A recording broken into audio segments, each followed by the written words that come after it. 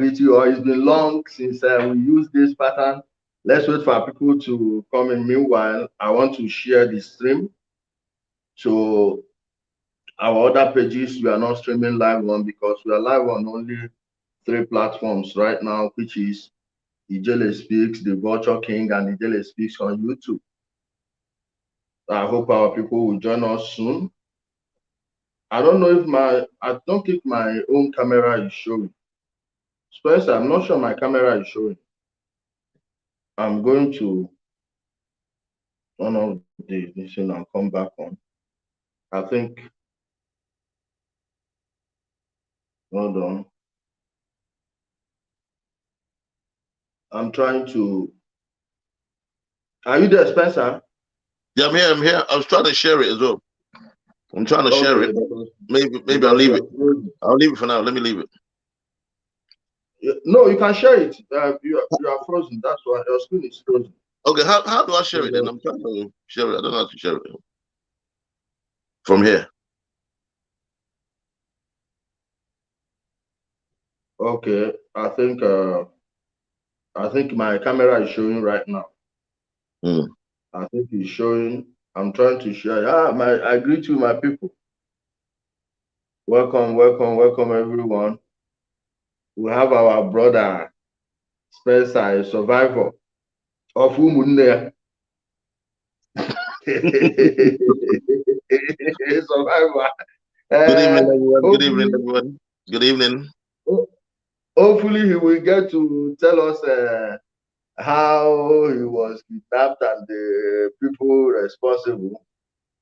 Hopefully, we are going to hear it. My guys, please let me just give me 2 minutes, and I will be back with all of you. 2 minutes, just 2 minutes. Guys, help share the video, share with friends and family. Hit the like button, and those of you on YouTube, I can't see you. Evening, Becky. Godwin, Becky, hi. Yeah, the ones who Becky is I'm coming. Becky is a founding member of Ijele Speaks. Confirmed founding member of the platform. Hands down, no other person comes closer. Now okay, Ijele, let me try and share it too. I'm gonna go. I might go out for a bit, but I'm still here. Yeah, let me just try and go and share it. Problem. 1 second. No problem.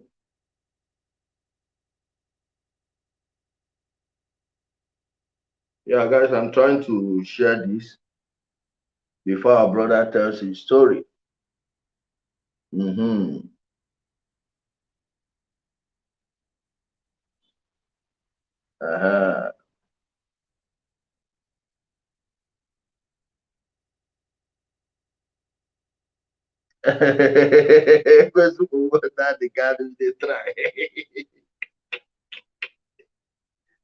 try.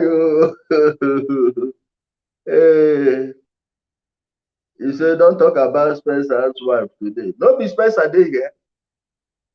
You dey catch feelings on his behalf.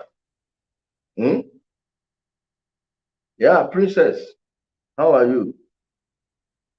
You say Ijele we get issue. Which kind of issue we get? My sister.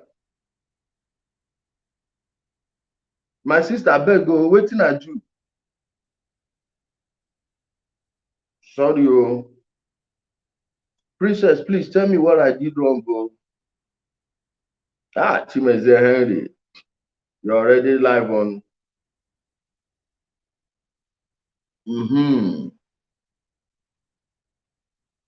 I'm coming, guys. I think I'm on the final platform to share it.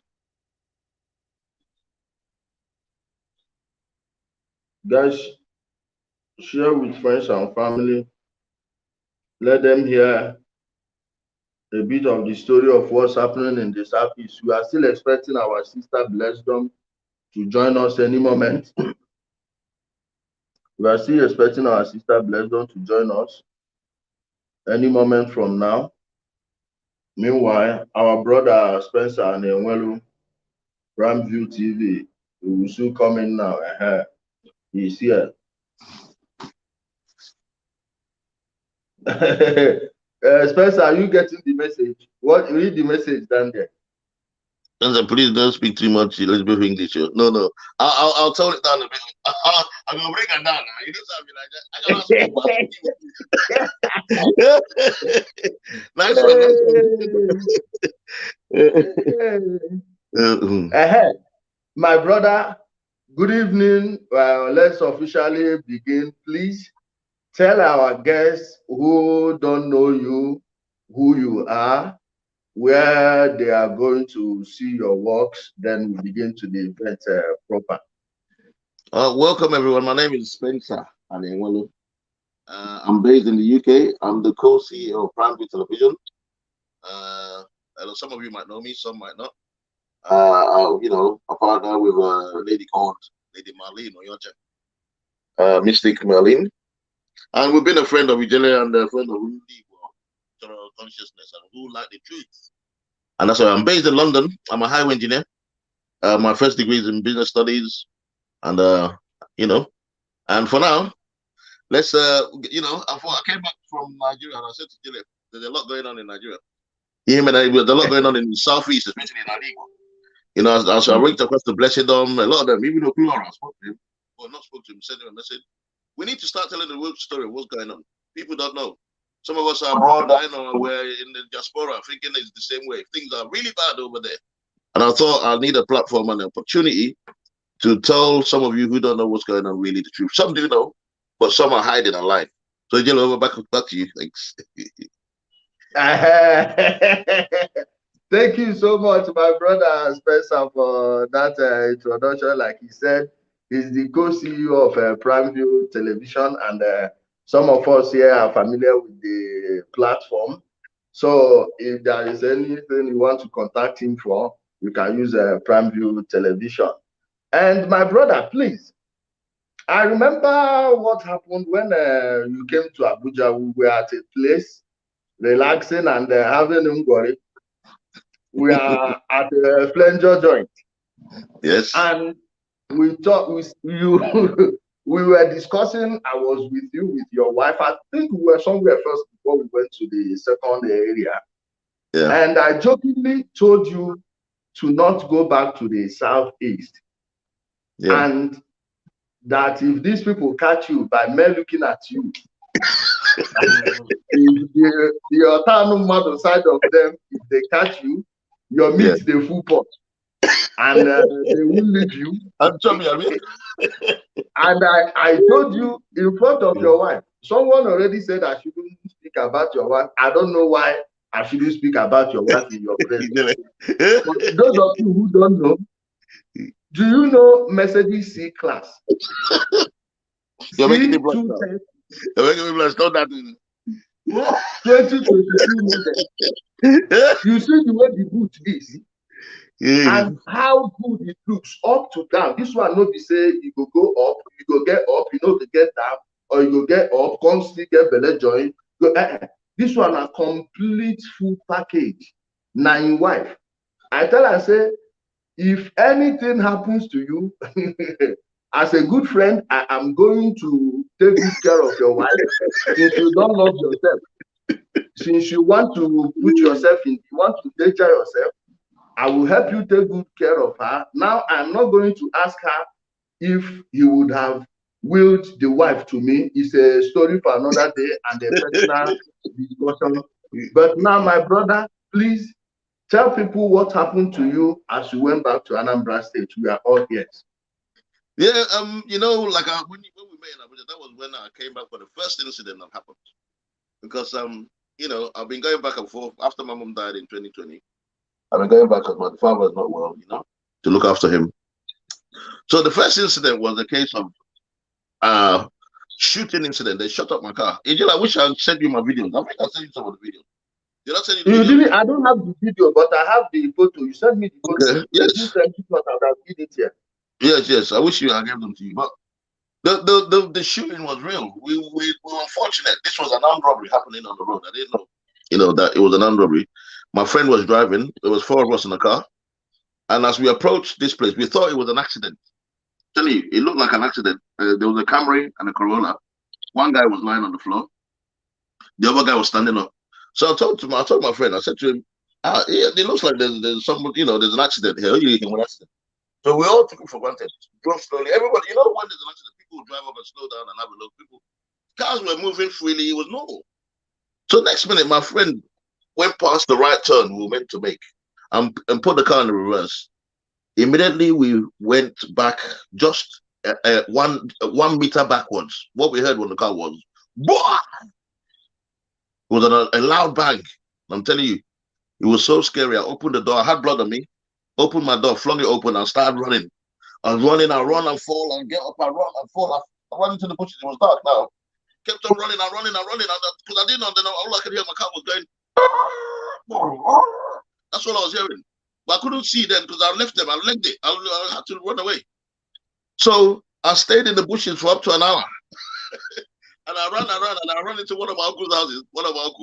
Ran into his place, and I was wondering, hey, because there was blood all over me. So I didn't know. I thought I was it. So I said to him, because whenever they brought water upon him, he said, no, you're not here. So I was panicking. I was so scared. I'm telling you, I've never been that afraid in my whole life. The sound of a gunshot next to your ear. This is not a joke. And I knew it was my car because I heard the noise of the breaking glass. So I knew it. That's when I opened the door and so I got away. So eventually, when everything died down, we came out again. It now happened to be that it was an armed robbery. The guy that told me the story was the guy that was on the floor. He was the one. He was being robbed. We didn't know. So if not that he survived and told me the story, I wouldn't have known what happened. I would have thought maybe some people planned to kill me or something. So the guy told us that what happened was he parked his car waiting for some people. Suddenly, this car pulled up in front of him. A Lexus reversed back, and the guy in the driver's passenger side of the car came out with a gun. And initially, he thought it was maybe vigilante, because in Nigeria, in the Southeast now, everybody's got guns. Different vigilantes carrying guns. People are, you don't know who's who anymore. So immediately he came out. They told him to come out of the car. He came out. They slapped him. Said, "Gafagi." He told him his name. "What's your name?" Then suddenly they told him to get in their car, and he refused. He said he's not going in their car. That if they should kill him if they want to kill him. He said he had 150,000 in one pocket, 13,000 in the other. They took all the money out of his pocket, told him to lie down on the floor. So when he lay down on the floor, that's when he saw us. That's when we came up. And he said he saw the car, but he thought my car looked like I put some security lights, those bright lights. So he said he thought it was vigilante that came. But he looked up and he recognized my car and said, no, this is Spencer's car. This is Ron Chiken's car. He knows my car. So next minute, he said he just saw he saw the car moving back. And the guy in the car, in the armed robber's car, started saying, what's this guy doing? He was saying it to the guy standing up with the gun. What's this guy? What you want there? He said suddenly the guy turned around with the gun and fired it. Spencer, 1 minute. Are you on your airport or just directly with your phone? No, I'm not. I'm speaking directly from. Please don't go far too much because your voice sometimes do come up and it goes down again. Okay, I'll come forward a bit. Okay, can you hear me? Yeah. Is it better now? Hear you. Okay. Yes. So I'm telling you. So immediately that happened. He said. Immediately that happened, he himself got up and ran away. And the guy, because now the guy that was telling me this story now is the guy, my friend who was driving the car, said to me that guy after shooting, welcome blessing. Now he said after shooting, he carried on putting another bullet in the gun, trying to shoot again. He kept on putting the bullet in, pulling it, the bullet would jump out. So he himself was in reverse now. He was reversing back. When I was hearing that, the kind of not allowed, he was going backwards and backwards. And then suddenly he fell into a gutter. I've got the pictures. I think I sent the pictures to you. I wish you could show it. It would have been good, So he fell into the gutter and he himself got out the car and ran away. That was the first incident. This happened it was in the evening. It was around 7 p.m. that this happened. You understand? And as God may have it, I survived it. But my friends were all taken to the hospital. The other one still has gun, like all these, gun pellets in his head. The other guy jumped in, 2 guys at the back. One was from Abadete. He jumped out the car and landed with his chest. He landed with his chest on the gutter, and he ended up in hospital. All of them were taken to the hospital that night. But luckily for me, I don't know what happened though. My Odeshi, I have my own Odeshi. See it here. My Odeshi, and nothing, not even a scratch. I was running barefooted through the bushes, everything. Nothing happened to me. I'm telling you the truth. But to me, all I can say is God. God just took control of everything. I knew I didn't do anything to anyone. And if I died in that incident, they would have said, maybe I did a bad deal with some people. Maybe I'm going to even some people were in rumoring that, because you know the way rumor goes around, that Dhaka and Ligota, that 4 guys from Ogidi were shot dead. There was some band, they were shot dead. We were not shot dead. We were alive. So the stories were going around already. And that's what I'm trying to come to. There's so much lies that goes around in Nigeria already at the moment that people don't even know what's true anymore. So that was the first incident that happened. Right? I don't know if you have any questions on this first incident. Then we can move on to the second one. Which was the kidnapping. No, just go on with the second one and tell us the location. So after the first incident, what happened was suddenly we now started seeing strange people in our village. This was like hillocks, yeah, like maybe 15 hillocks lined up all together, and they were armed, men armed to the teeth. After the first incident, this was like 2 weeks later. We had a meeting one day in my compound, because I started gathering all the youths. After this happened, I said, no, how can we be in a village and then the youths are just lying, nobody's doing anything? And it's rushing whole life steady. In front of our road, armed robbery goes on every day. Camry. See, the cars not to drive even. You should know. Camry, Corolla, Lexus, Sienna. See those cars? Once you have it, you're a target. I don't know, for some reason, that's what they will take it off you. I'm getting back color, they will take it off you. Any dodgy color, take it off you. So we start seeing these guys, and I was happy. Some idiots in my village were saying, in the DSS. No, because they were calling them a Buvago. The first day I saw them in, they rode in Spencer, and then Spencer, can you mute your mic and unmute it again?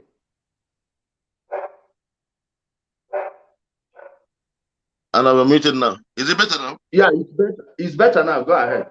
Okay, sorry about that. I don't know what happened. Is my sound not good? Is my sound not very good? EJ, can you hear me? It's okay now. It's okay. Yeah. Okay, so suddenly we started seeing armed men on our road in hillocks, 15 hillocks in a convoy every day. So I started making my inquiries because village I was saying, hey, brother, Buvago, and I said to them, these are not. I looked at them, these were vigilante, they were police, some had police, some had vigilante, they had pump actions. I said to myself, the Buvago, they carry pump action. I don't know, I've never seen them before. So when I started making inquiries, I was told that it's a joint task force of police, vigilante, and some obviously local people who were vigilantes. Yeah, and that's what it was. And DSS, exactly, the DSS were there. So this made a lot of crime stopped. I'm telling you what I mean stopped. The robbery that happened, and they started running up all of the criminals around. They started catching them. Even they killed a lot of them. Killed. Then suddenly, after like 2-3 weeks of this happening, everyone was happy. I was happy. Some news were saying to me, there's no happy, blah blah. One incident happened in Abatete where the DSS mistakenly or whatever killed 2 youths. After like 2 Mondays in a row. Every Monday sit at home. That's the way you should do.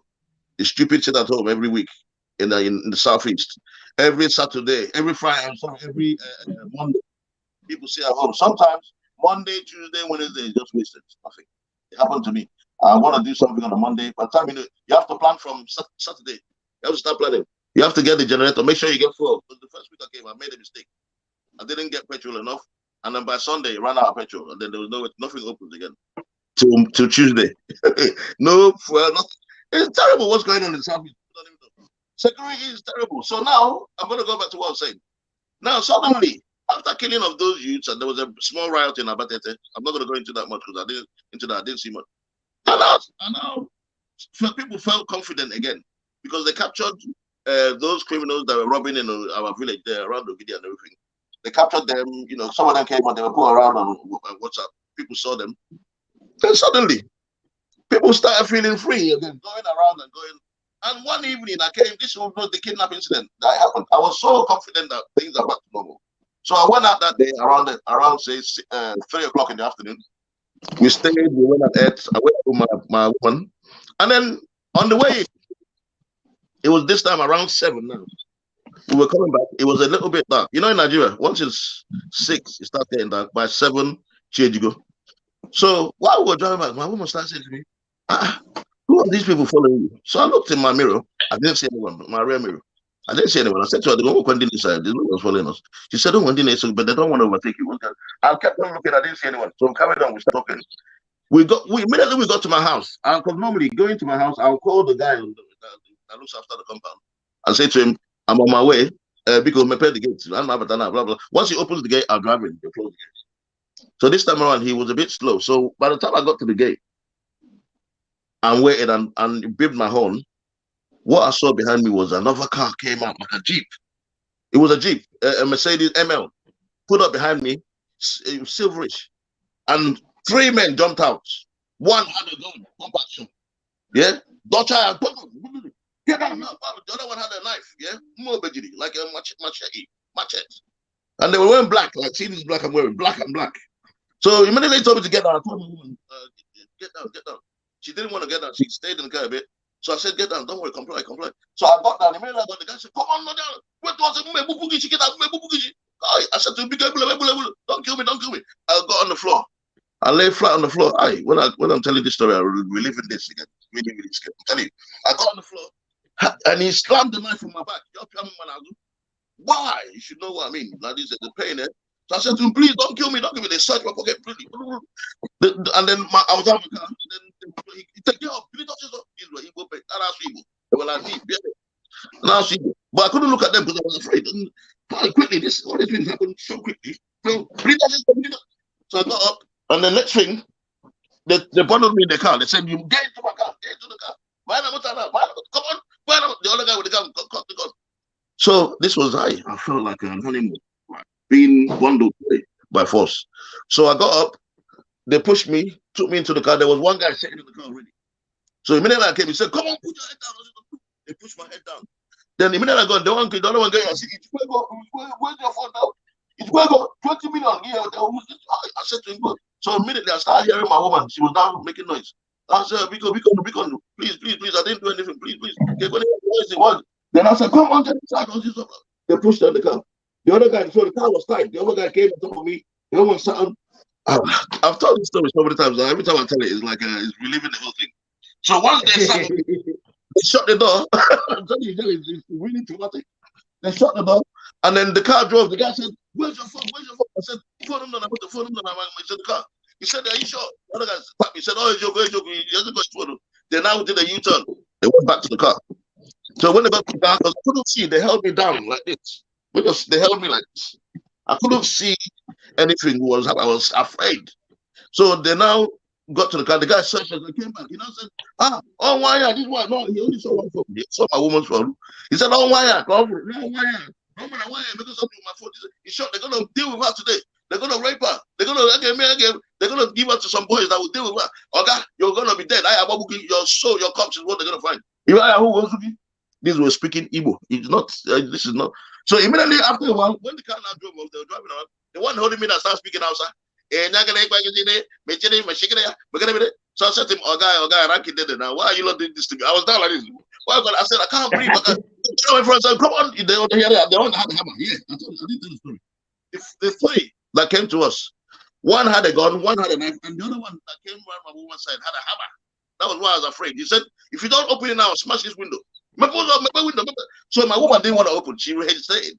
But I was afraid because so immediately they came for me. So when we now moved on, they now were threatening me. They said I should call, where's my phone? Her own phone. They said, come on, what's your PIN number? She gave it to them. And then they opened her phone. They said, how much is it? She told them her balance is not much. But they now said, that the people that sent them to come and pick me said that I have to bring 10 million or they will kill me. And then they started driving. They were driving. This was around 7 o'clock. They were driving for hours, and they were going to meet someone. And when they kept on calling one guy Alhaji and Abuja. Hi. I was thinking, Chineke, because please don't let them take this. Wait. The 2 people they were going to meet, their names are Alhaji and Abuja. And Abuja, yes, that's the name they were calling. This thing happened at where? Ogidi. In Ogidi in the east, in Anambra State. That's the name of Abuja Alaji. And the guy next to holding me down was speaking outside. Well, these are Igbo people. Igbo. I'm telling you, I know an Igbo person when I see them. It's not a joke. It's real. I wouldn't want to tell lies. I can never lie about this thing. So now, then what happened now? They now carried on for ages. They now start saying to me, mention the name of somebody that you call that will bring money. They want 5 million. If not, they're going to shoot me and kill me. So I said to them, I don't have anybody. But meanwhile, they were arguing with the person that were meant to be. Where are you? Where are you? I don't like doing this kind of business. I'm not like him on the business. And then they'll drive and drive. They'll go and meet the person. They'll wait somewhere for like maybe, to me, it seemed like forever. I don't know. I can't really tell you how long, but I was tough. And so they'll wait there for a while. They'll call the guy on the phone. When someone's speaking on the phone, you can hear their voice, but it was not on speaker. So I could hear them saying, I'm not going to come on, get me now.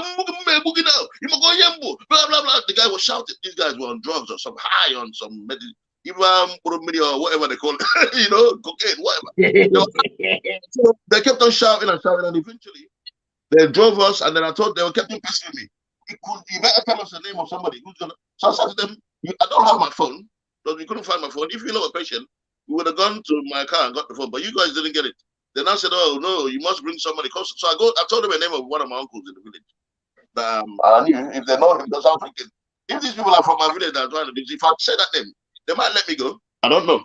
So I told them my uncle's name, and then I kept quiet. So after like 10 minutes, the guy said, "Oh, guy, we told you why you don't want to tell us who to go. We're gonna kill you. Once we get to where we're going, no mercy, we'll kill you." So after driving around, they now met these guys that were meant to meet. Hi. I started thinking, please. I was saying to them, please, because I was thinking that these people were kidnappers, and their body, those people that eat people, like Ijele says, do they want body parts or do they want money? Well, I said, if it's just money, don't worry, we'll settle it. But I was worried. I thought, but they were going to go and keep us somewhere. I thought we were going to be kidnapped, so like properly and kept abducted, hostage. So they now met this guy, so they started shouting. Blah blah blah blah blah. Even that they'll say something like, even the people they picked up are not the right people they wanted to be, something like that. So I was not really praying, and I was not there, and I was praying, God, please put confusion on these people. Please go, God, I'm coming. And then my woman was, baby, please. And I said to her, please, don't worry, we'll get through this. And I started telling them, Chineke now, the God I serve. I know I haven't done anything to anybody. Ask anybody, the God I serve will vindicate me. I'm still shouting. The other way from said, "Shut up, I'll kill you. Stop making noise there." So I kept telling them these things. So eventually, they now left those guys. So get in the car. So they now separated, but the car, like some people came into the car again. It's like the car was shifted. The car was jam packed at the back. I'm telling you, I don't know. We probably were like maybe 5 at the back. I don't know how many, but so the car shifted, and then we drove around for another maybe half an hour. And suddenly, the car stopped. The guy and I said, your time of death is at hand. Get down. So I wanted to get up. And then I tried to get up. The guy said to me, come on, who told you to get there? Come on, get back into the car. Then they took my woman out. Hi. And I was thinking, please, God, please do never don't hurt her, please. I thought they were going to what they promised me. They're going to go and deal with her. So they took her out. The next one, he pulled me out. Oh, yeah. Big man like me, he pushed me. Idiot. Big man like you, this or that. He tried to, bully me. He's bullying me. So this time now it was like a block industry, and it was dark and raining now. Meaning it was raining and in the block industry. So they now pushed me in, and I saw a house. There was a house like a under there. So I was thinking, and they take what they did. Then I said to me, "Oh yeah, get down, come on, get down." He now pushed me down, pushed my woman down, and then he said to me, "Pull your leg out. I'm gonna use the hammer. I'll break your leg. Come on, you didn't bring no money. I'm out." So the other one said, "But happy." The other one now said, "No, leave him. Happy." So then he now left me. They now carried on walking back to the car. It was quite a way to the main road now. So my wife was now, so I said to her, "I don't want to be okay." So suddenly I now heard the guy. The guy now said, "What the guy said?" The guy said, "Oh guy, each other will give you again." He said, when you're about to leave, wait. He told you to come and wait. He told you to come and take your car key. Yes, he said, no, he didn't say come and take it. He threw it out. He said, "Okay, this is where I'm going to leave your car keys for you. When you're about to leave, come and pick it here." So I saw him throw it out, but it was dark. But when my voice went to where he was far. So I could see, but when he said it, Because me, I thought they were going back to the car to get their gun or something to kill us. Or they know what they did. So when they said that to me, I said, "No, thank you, sir. Thank you, sir." So when they drove off, yeah, when they my woman said to me, "Don't be careful. There might be a plan to kill you." So immediately I got there, I went. The minute they drove off, I went quickly because I wanted to get out there. I was thinking, thank God. So I check. I saw the keys. I looked at my car keys for 2. I said, "She come here. It's true." She not go, Jesus, I could have I said to her, she said that I would like it. So I said to her, don't worry about that one. We're alive. Come on. So she just said, where are we? But then we didn't even know where we were. Well, you don't, how do you know where we've been held down for like, but to me, it was like, you put one whole, I don't know how long, it was like 3 hours at least, because by then it was around 11, 12. So we didn't know where we were. It was dark, raining. So I didn't want to go the way they went. I said, let's go this way. And I saw a light. I said, I go that way. We started walking quickly. Cars were coming. I'll try and stop them. They wouldn't stop. This was traumatic. It's like a story. What I'm telling you is like it didn't happen, but it happened to me.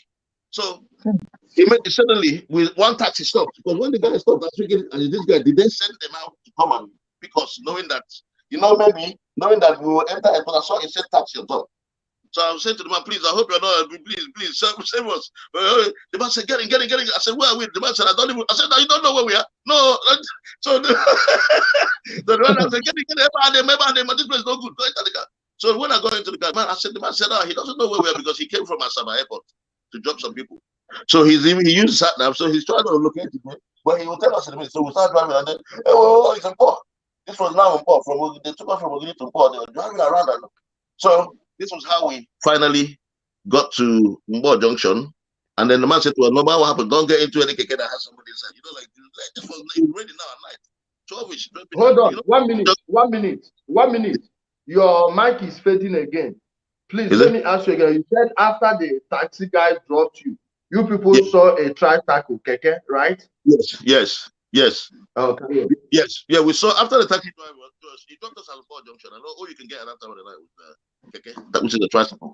So we got into one, and then he took us all the way back to Gidi. When he got to the house for a compound, everyone, because don't forget, people, when that happened, people, let me tell you what my woman told me, that what she did, she saved the day. Because what she did was, when the guy with the hammer came to me and wanted us to open the car, she refused to get that. Some women are brave.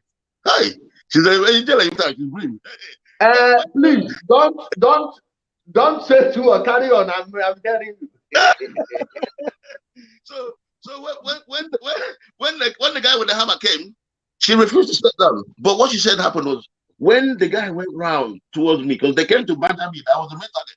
She quickly grabbed my phone and my wallet and threw it away into my compound. That's what saved me. And sat by that. That's why they were saying that they're going to kill her. The guy saw something, but he wasn't sure what he saw. So he saw that. But this story, I'm telling you, the way I'm telling the story is because of when we got in the car, what they wanted to do was get my phone. That's what they do. Once they grab you, they'll tell you to get your phone. They'll go into your app. These days, they'll see, first of all, they'll see your receive what's SMS receive calls. Then they will now go into your app. They know the banks that is there. They'll go in there. Oh yeah, come on, open that thing, and then they'll transfer your money. That's what they do. So then they will now, if they now know you abroad or you have contacts that they can see the name, they will now hold you somewhere and make you call those people to transfer money to them. And that was what Okay. Before I let our sister Bless them take over the microphone by asking questions and giving her own contribution, I have just a few small short questions to ask you. Yeah. In your mind, who do you think those guys were? Well, in my mind, let me tell you the honest truth. They never mentioned IPOB for 1 minute.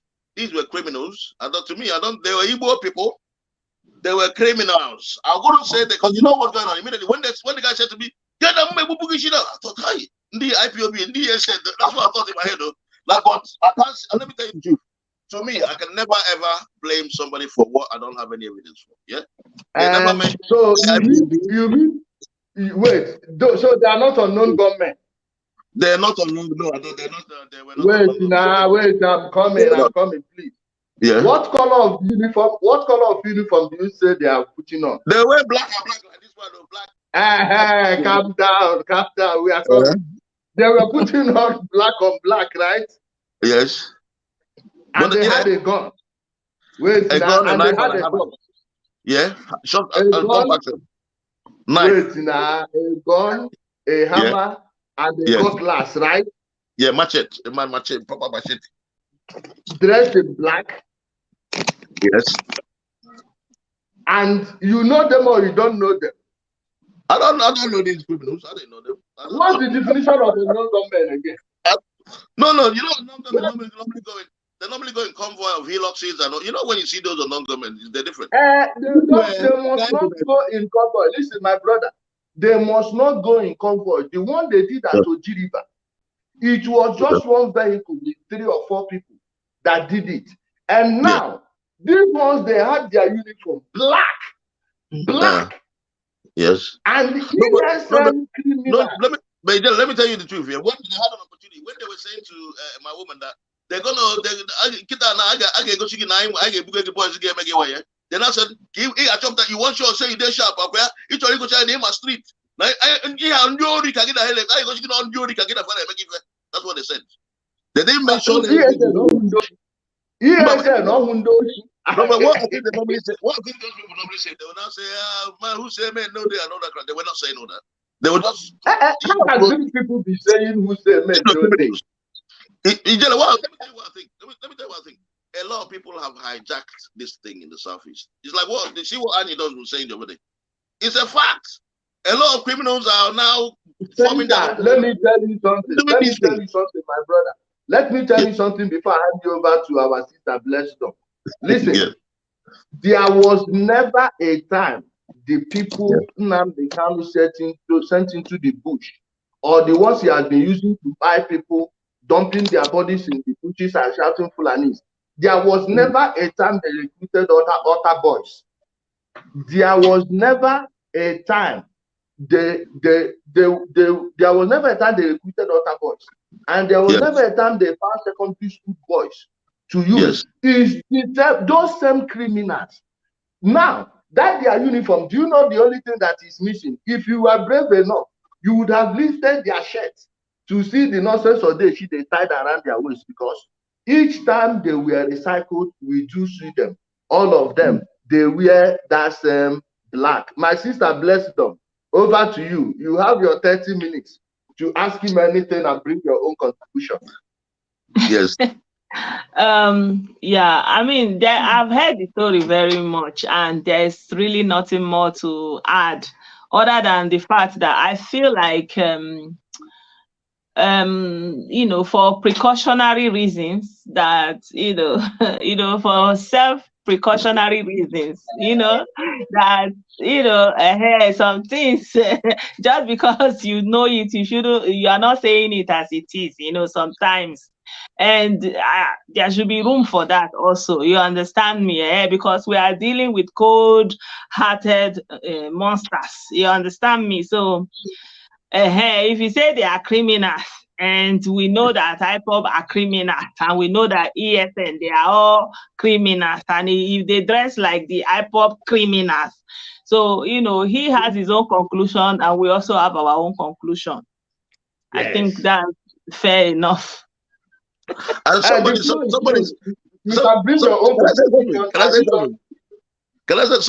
telling me that I'm scared. Would you not be scared if it was you? Look at that person. You're not gonna fear. Look at this person. My life was in danger. You're telling me. Now, of course, I'm afraid. And the truth is, I'm back in London. Even if you know the fear, if you look at that video where that man was telling them, I speak, at least let me speak to my wife. If you see the cold way, they like, even though say now you be person where they raise person from there, if you see that kind of thing, you understand. So you are dealing with, like I said in my video, dead men walking. You are dealing with dead men walking. In those days when we were going on, there was a song they used to sing. That is IPOB ESN. They are dead, but they are just walking. And they are walking there. They are looking for who to add to their dead catalog, So there's no need to give them one reason, to go and add another person. If you look at that borrow pit where they put that man, if you zoom into that borrow pit, you will see so many people inside there. So you that you are clapping for this one person, what about all those people inside there? What was their crime? There's no video to show you So what happened. what was the crime of all those people inside that borrow pit? You know, if it was something that maybe it was not premeditated, that they made a mistake and shot that man, you know, they will be deliberating for a short moment. What are we going to do with his body? But that was not the case. They already had a system of, you know, doing away with people that they buy. You know, they already have a place, a footpath. Everything is set. They just had to. They say, "How are we going to carry?" They carry one leg. They already had their road, their footpath into the borrow pit, and the pit was already there, and the pit was not empty. So it was their business. They are into the business of eliminating Igbo people. Of course. And for any reason, if they ask you for money, you don't give them problem. They will eliminate. If they say you should settle that, they will. If they have any problem, any grouse with you, they will eliminate you. You know what I was afraid of? The day before, I just spent all the money I had. I will tell you, I had no money. So when bring money. When I said, I said, please, if I knew I wouldn't have spent that money yesterday, I would just give it to these people and let them kill me. But because I had no money. I'm telling you, I had no money in my account. And if they even had my phone, then maybe they would have killed me then. Because they'll say, you this man. For after but God made it so when I'm moving. Spencer, let me tell you. The only reason you survived this is because the ones that took you are some Ogidi, Obosi boys that are into that thing. They are the ones that are operating around your area, plus some poor boys. If it had been these ones directly under the control of Sapele, who is directly under the control of Benjamin Maduku, those guys are people Sapele brought for their place in Ebonyi State, organized by OK Foreign and Co. with Chinas and Wewu that is outside issuing orders. Spencer, I swear, if now those Abakaleke boys catch you, you no get waiting to make them no chop you. You get meat, your hand, your leg, you just come get this man. Don't say your head. And again, I think that the saving grace for that day also is that things didn't go as planned. They wasted time trying to connect with that their Abuja and that their Alhaji. So there was some kind of miss in communication and the process. You know, there was a delay. Things didn't really work well for them. So I believe their next victim, when they have everything together, will not go scot-free. Right. Honestly, you're right. Yeah. I believe that, you know, there is a way maybe they will meet there, they'll go and hand over to those people, you know, those people will continue like something, like there was something missing. So that's why they moved around a little bit. Yeah. And they will give to roasting department. Exactly. You know, it's like there are people on the road. You know, they will take, then they will hand over to the people that will take into the bush. You know, so like, you know, you know, we have one of my friends told me, one of my friends told me this exact thing, that those people that were calling, normally, this thing is shared. Yeah, that it's a case of they will hand you over to another lot that will take you away. And those ones will not put you somewhere. Then the next day, the main ones will now come and start working on you. You understand? Start psychologically breaking you down.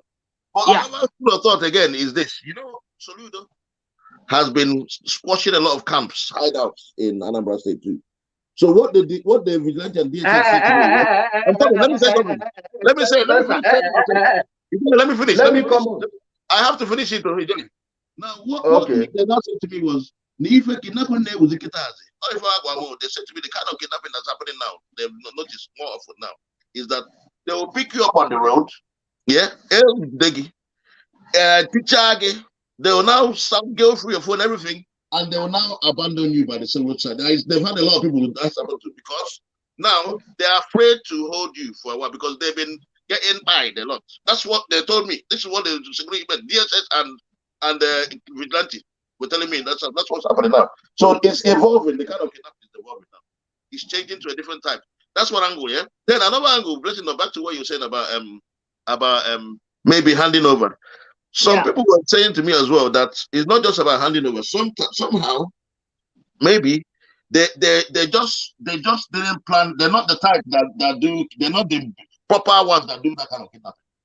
That they're just small boys that just that it was just a case of by chance.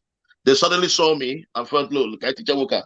And then if I now should give them the things they needed, they will now definitely contact the people that will now do the main big deal. Or they will not. I feel like from my feeling and from all the information available to me at this point, I feel like you cannot operate in that business of taking people into the bush and collecting all they have and their life if needed, unless you are under their canopy of ESN and IPOB. You have to be under that canopy.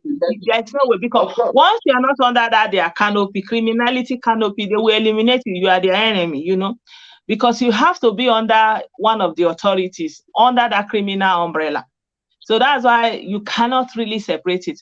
So basically, normally they gathered all the worst criminals, everybody that, you know, and intending criminal and everybody that was already into criminalities, and all those people, for example, that they released from the criminal prison, you know, they were condemned criminals serving terms, they released them. So they were already under that canopy. So you have to be, they all have superior, like that double lion. You understand? Like this one, they are calling captain. You have to be under one. And above all, each of those group have their superior somewhere in Europe or America or Asia. You see, so you can't just come from nowhere and start operating. It's not church now. It's only church that you wake up one day and say, God call you. But not to belong to be able to. No, but the reason why I'm saying, the reason why I'm taking my own stance is, I never heard them mention anything to do with IPO. Do you believe in Biafra? They're not going to mention it now. They don't mention it, but from what they are saying, from the things they are saying, that's how you will, you know, because, for example, if those people have the authority, they will do whatever they want to do and continue, but they have a superior. That's why they have to wait. They have to hand over, like, you know, it was not totally their call to make completely. They have a part to play, and then, you know, they hand over to the rest. Yeah, that's what I'm seeing there. Like, for example, this Nollywood actress, Cynthia Okereke, yes. You know, at the end of the day, they took her in Enugu, and she said the ransom was paid in Ngwa. They drove to Ngwa to collect the ransom, and they were also saying something about Ekperima in DSS dungeon. You know, like, from the things they are saying, you will gather exactly what canopy they are operating under. Yeah. Yes. Wow. No, I agree perfectly with Sister Blessing, because anyone who knows how kidnapping business works knows that to be a kidnapper, one, you need a base. Now, if they are not ESN, how come anyone, each and every one that has been kidnapped, was taken to a camp that is housing ESN? And each time they go there, you will see the boys they kept there, the things they cook with, you will see every IPOB paraphernalia, you will see the Biafra flag and everything. So how would you extricate them from the ones that carried you? Moreover, they were putting on their black and black. Remember when they banned you from putting on all black? Yes. It's because they want to identify themselves, to be able to identify their members. That was the reason they told ban all black for youth. And those youths, as cowardly as they are, most of them can't fight back. They just obliged. Now, the people that took you were putting on what? Black. Okay, why do you think the other one spoke Hausa? It's for you to go out and tell them that you were kidnapped by Hausa people and Fulani people. Now, if you weren't aware of their antics, you will go now and say, oh, some people took me. Some of them are Fulani. Some of them, they I think there is an Igbo man there, all this and that. And they will come and start using it to spread their propaganda that Hausa Fulani people are the ones kidnapping people in our land. When you and I know that there is no way Hausas and Fulanis will come to a community, set up shop, and people around there will not know. It's impossible. The only people who build camps and keep people there are ESM, because the locals, even most of the locals around there, don't know what's going on. In that community, they will even be robbing their big men. And the ordinary people in the community will not know, because it's a case of, if we hear it, we will burn your house, we will do this. You know how they do now. You know how they behave. So that is exactly what they are doing. My brother Spencer, please use let allow you use 5-10 minutes to talk to our people and tell them how to be careful when they get home. The floor is yours. Yes. Thank you, Jenna. Thank you, Blessed. You two have obviously expressed your knowledge and wisdom about what's going on. All I can say to our people are, please, if you're in diaspora and you want to be going back home, be careful. If possible, have another phone that you can use for to receive your what's it called? To receive your alerts. Don't go out with your main phone. Don't have your details, your card details or your bank details from the UK. When you get to Nigeria, possible, buy another phone. Use less of your contacts. Use another phone for your contacts. Take the numbers you want to use for the day and leave another phone at home. Leave your main phone at home. I know it's going to be difficult, but this is the only way around it. Secondly, you have to be wary of the environment. One, I've said it from now. That's not expensive or difficult for people to do, but always have somebody else driving behind you if it's possible. Because if there was another car behind me, not as in the escort or convoy or to show you got money, these guys wouldn't have been able to take me so easily, because they took me away like a chicken. I felt like what came to my mind was, no, this was how it must have been during slavery, where you're taken away against your will and being subdued under another person's force. You know what? It's so humiliating and embarrassing. I can remember my wife, my baby, the way my woman was crying. Like this. Imagine what happened during slavery then. That's what went through my head. So all I can say again is, please, everyone, if you're gonna go back to Nigeria for now, me personally, for now, I won't go to the east. Me. For now, if you want to, it's up to you. But for me, until sanity returns, even then, the guy will tell you, come. When they tell you don't come, don't come. You know what they say. When they say don't come, don't come. Me, I'll tell anybody, don't come yet. If you're in the UK and all that. Me, I'm happy I'm back in London now, and I'm not going back to Nigeria for a long time. I ain't going back there. The world, there's almost 200 countries in the world. I'm going to be traveling the world. Yeah. For now, I want to stay safe. Behind you, listen up. Me, I'm coming to his back. He's running that land. I'm coming to Germany soon. Come on. I'm not seeing Germany. You understand? I'm Nigerian for that. Guns. So that's all I'm going to say. Please be wary. This thing is serious. Stop listening to lies. There's a lot of lies going on, propaganda out there, telling you that this and that Fulani is not. These are our people doing this thing. This is the fact. We've got to start telling ourselves the truth. I will your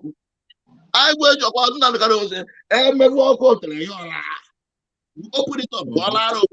I gave you the let's open it up and tell ourselves the truth. There's a lot of mess going on. This thing has been brought into our land, and it's taken over. Like it's the highest business right now. Pick you up, they'll take money off you, and there's no police. Don't forget, there's no police. So you can drive around the whole of the Southeast. The only way you might see police if you fly the federal roads. If you go on the express road, if you go into the major capital cities, Oka or Were, or maybe Enugu, obviously where the governors are, that's it. You might see one or two police, and they go after. All the other side road, because I drove around, I was driving around everywhere. There were no policemen on the road. You know, before police was like, they're still on the road. It was even better then. Let me tell you now. Now criminals they run amok along because nobody's there to stop them. They can kill you. Nothing will happen. They drive around with guns, knives, everything. Nothing's happening. Don't forget again. There's ASU strike. A lot of police are running around too. Ali was there. Right now, it's a mess, but people are taking it as a joke. It's not a joke. Please, let's be careful. We have to be careful. Let's start telling ourselves the truth. If you have your house and number, let's start asking what are they doing about security in Alibo. Well, that's what we want to know. Security in Abai. Governor Soludo, what are you doing? Governor Hope, all the governors, all those, let them bring security back. Police needs to come back. This is the truth. So this is all I can say. I don't know what else to say, but please, for me, I'm now an Igbo man in Mount. I'm saying I don't want to die. I need to stay alive for my children and my grandchildren. For God to see me as an old man. So for now, please. But for anybody else who wants to go, as you're going, be careful. That's all I'm saying. Alibo is not good at the moment. Thank you. Yeah, thank you so much. My sister Blessdon, do you have anything to tell him or ask him, or you have any other thing to join before I bring people on to join? Then we'll let our brother. He has already said it, The problem our people have is when something is happening, they will be removing themselves from me. They will be thinking my own is different. My God will do it for me. My own God is different, my own situation. They will tell them, oh, don't worry, it's not like that. We say in Igbo, it be like smoke. They don't really understand. Yeah, they don't really understand, and that's why even Spencer himself fell into. She's right. That's what I'm because he was telling me. Because he was telling me the same thing. You understand? So we were saying, but you said, on a take finish it now. It don't happen to you. Thank God you came out with your life. You're right. So, as we are saying, some people they are buying tickets very seriously with family. They want to go. They tell them say, "Wahala dey." It dey be them like saying music. That side. It's not really in our side. It's in this other side. Yes. It's better safe than sorry. They say only John Alaboro. Only John, someone that is afraid is even better for you, because they say from the ruins of the they say that they used to stand from the poor man's house to point at the ruins of what used to be the brave man's house. So this is not the time to be brave. Kanu told them that they will burn down that Southeast and they will rebuild it in 7 days. So now the burning day time, I remember one of their sponsors from the US, he called me, he said, what is my problem? Maybe they have already donated that they want to buy. It's what my own. Is it my die? Why am I discouraging people that have donated themselves? You see, and that let them burn it down, that they will come back and rebuild it. So this is the mindset that they have. And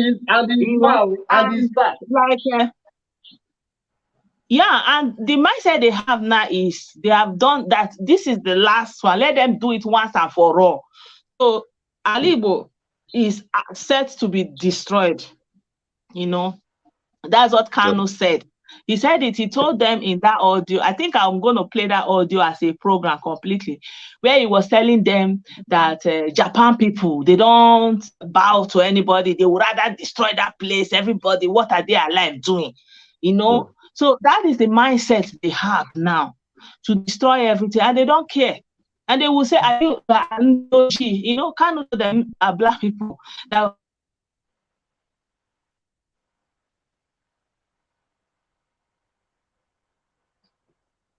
Oh, I think her screen is frozen. It's back. Yeah, we can hear back. Yeah.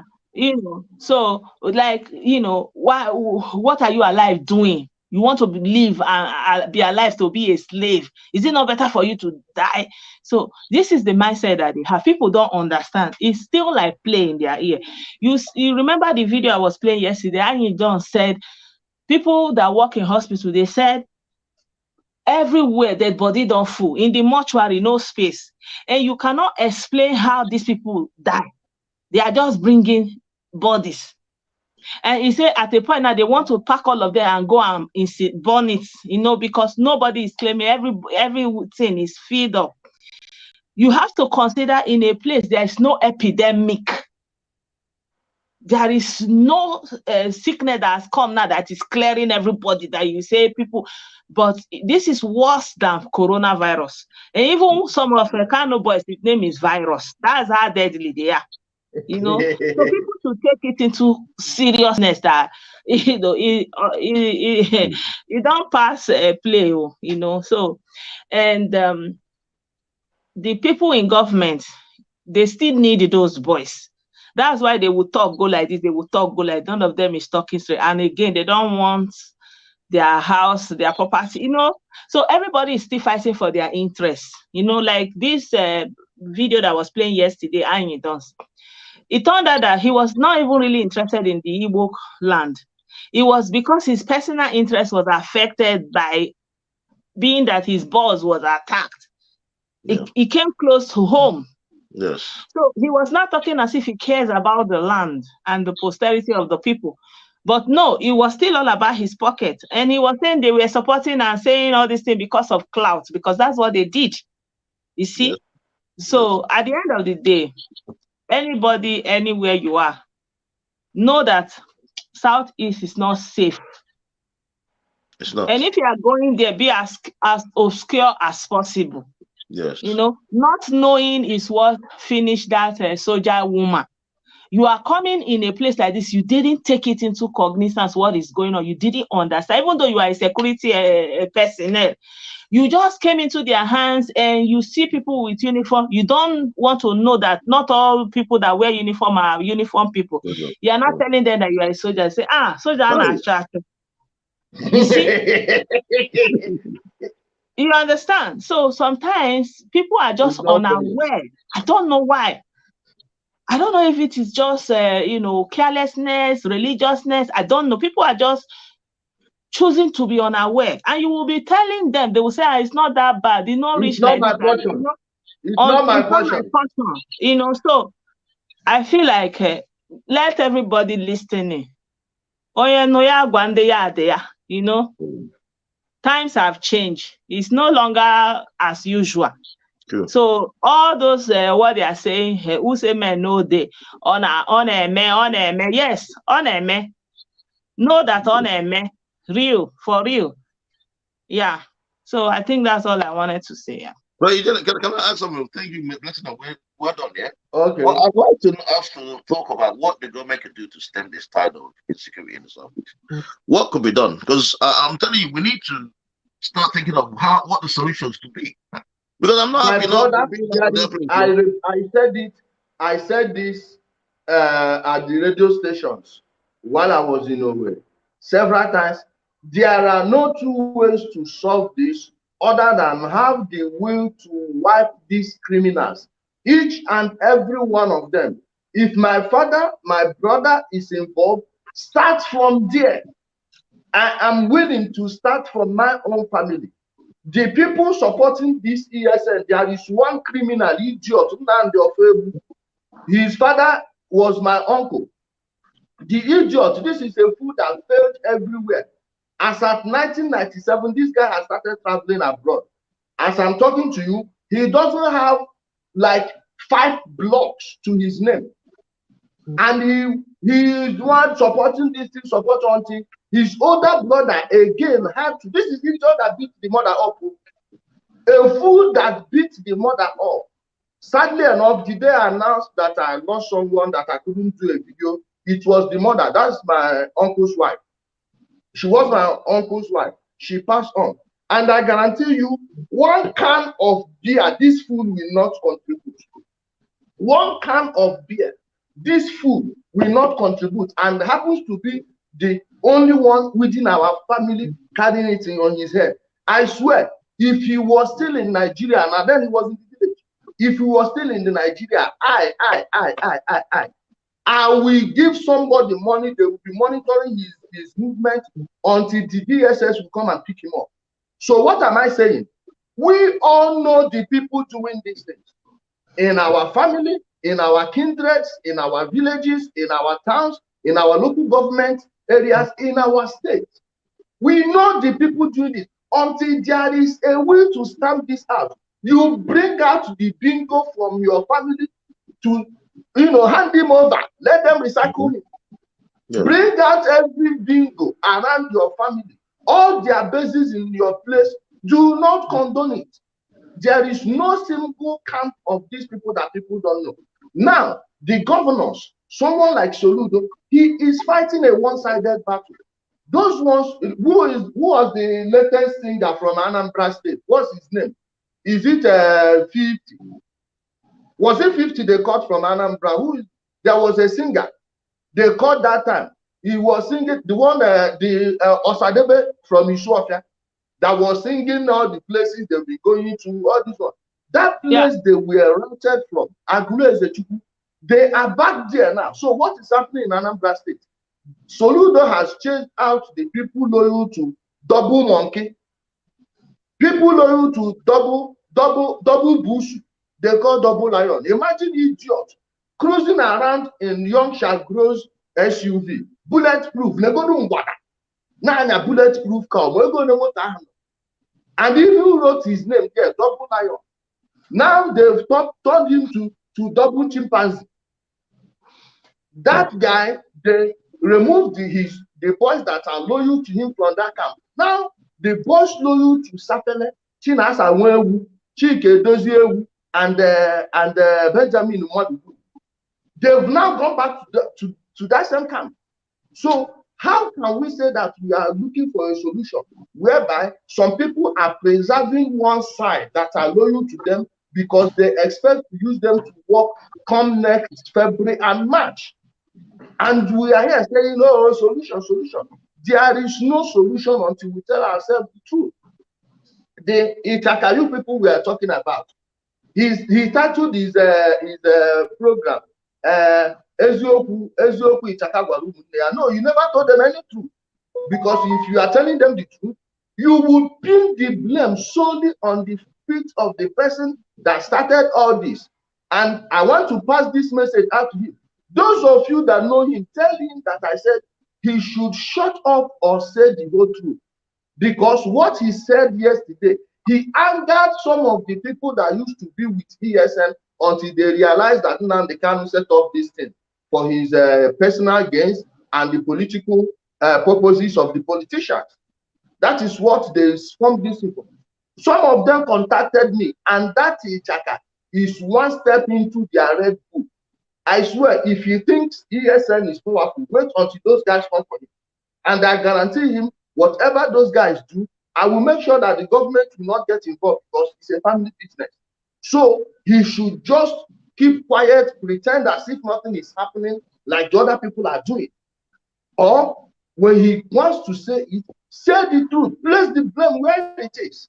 Telling us that Nnamdi Kanu, everybody, but who believe him? Who believe in the Okoko? Ever since he was arrested, how many Igbo people's lives have been put on stand safe? None. Other than when they are locking them down there. The Southeast is now a concentration camp. It's a concentration camp. The people manning the camp determines when you go out and when you come in. True. And people are asking me solution. No, the solution will come when we start telling ourselves the truth. I don't know if any of you has any last word to add. In contribution to what Ijele is saying, I feel like the solution is not even these boys, you know. The solution is the truth of the real thing that is at the root of what is driving them, you know, what is feeding this energy. And this is the issue of Biafra. The political class needs to come out clean about Biafra. As long as that Biafra is there, you know, and you are not really declaring it that it's unattainable, it is not even on the table. It is not coming. Non-existent. It is, you know, like, you understand me? Like, as long as that Biafra is there, it's going to be like a river, and people will continue to flow into it and perish. So I feel like they don't want to address it for their political, you know, whatever they are doing, for their political benefits, you know. But as long as that thing is there and that hope, it's just like when you are telling people that they will do suicide bombing and they will go to heaven. as long as that hope of heaven is there, and people are living a miserable life like hell here, it's going to be something to desire. So I feel like as long as they are not addressing the issue of Biafra, and as long as they are not giving good governance now, providing anything to offer the people some succor, giving them education, giving them job. And how will the job come? The job will come when they start serving the people. When you start delivering services to the people, then you will need people to do the service, and that's how job will come. For now, there's no job because they are not doing anything for the people. Even people who do classic job like teaching, hospital, they don't pay salaries. People who do classic job, normal things, post office, civil service, they are not paying salaries, they are not paying pension. So there's no money in circulation, the money is only with them. So, and then there's that underlying Biafra that is giving people that false hope that in the end, the Biafra is coming. So whatever you do, if you take away 50, another 50 are lined up to replace them. So are they going to address it or not? And are they going to be able to use the money, the possibilities that they have now to better the life of the people to start with, like what we are seeing Zulum is doing, reaching out to the people, intervening directly in their lives so that they will know that government is there for them. So normally those lapses is where terrorists come in and say, we will do this for you. But when you are fulfilling those needs for them now, it's like what you have in Western world. Normally in Nigeria, when a woman has a husband, the husband is doing everything, providing, there's a, but in Europe system of welfare takes away that benefit of having a husband, So whether you have a husband or you don't have a husband, in fact, you're even better off without a husband in some cases, because of the benefits you get from the government takes that place. So people are not under pressure to marry. No, you're right. And be, something like that. So what is the government doing for the people? Nothing. So where is the solution going to come? Right now, a lot of people are still on strike. They are not going to school, and the prices of everything is increasing. They are increasing school fees. They are not training people in skill acquisition. They are not giving people any startup. There is no welfare. Like you don't know where your next meal is coming, and it's not coming. There's no basic welfare. Do you know that is crime against humanity? That like you don't know. There's nowhere you can go, even if it's Gary 1 cup per person, that you can go and collect it and know that at least you can drink this Gary until next week. You don't have it. So that Biafra will continue to yield, willing tools to be used because it's giving them a false hope. Bless them before you land. Don't you think the politicians are paying Usain Bolt, the criminal Nnamdi Kanu in jail? Nnahabuoya there, as you name him. Don't you think they are using this is Biafra to keep the people busy from asking them these basic amenities you just mentioned? Now they are all waiting for Biafra to come, thinking that when it comes, everything will be normal, forgetting that we were promised something in 98 before 1999 civilian transition. Don't you think so? Yeah, of course. Kanu was under the payroll of a very popular political party. Everybody knows that. Or if you don't, he's Mr. PDP. He campaigned for PDP. It's on notice, and they made the APC the enemy. The Hausa party, the Yoruba party, whatever. You understand? Somehow they made PDP Igbo party. You have what they did with IPOB, like they use it to measure your Igbo-ness, and they also use your membership of PDP to measure your Igbo-ness. You see?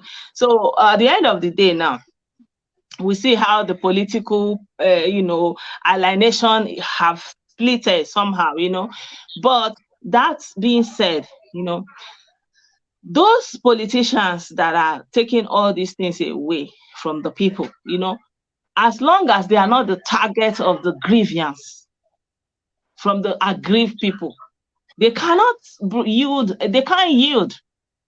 They are not the target of the grievance, you know. So you are aggrieved that this person took away your rights, but the person you are that is suffering the same deprivation is the person you are attacking, and the person that is depriving you is still living large. So what do you think is going to change about that? Nothing.